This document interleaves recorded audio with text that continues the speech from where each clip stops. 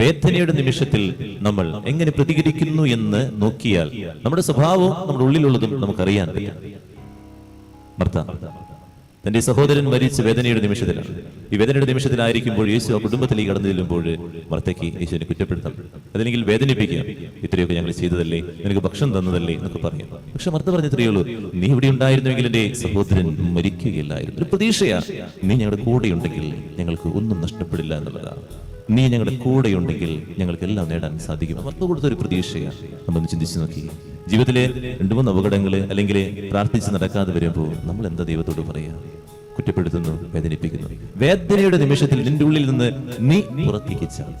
എന്താണോ നീ ഉള്ളിലുള്ളത് അത് നീ പുറത്തേക്ക് ചാടിക്കുമെന്നുള്ളതാണ്. അതുകൊണ്ട് ഓർക്കുക, ആ വേദനയുടെ നിമിഷത്തിലും എൻ്റെ ദൈവത്തിന്റെ അരികിൽ ഏറ്റവും സ്നേഹത്തോടെ പെരുമാറുക. ഏറ്റവും എൻ്റെ ഉള്ളിലുള്ള വിശ്വാസം ആഴപ്പെട്ടതാണെങ്കിൽ ആ ആഴപ്പെട്ട വിശ്വാസത്തോടു കൂടി എനിക്ക് പെരുമാറാൻ സാധിക്കും.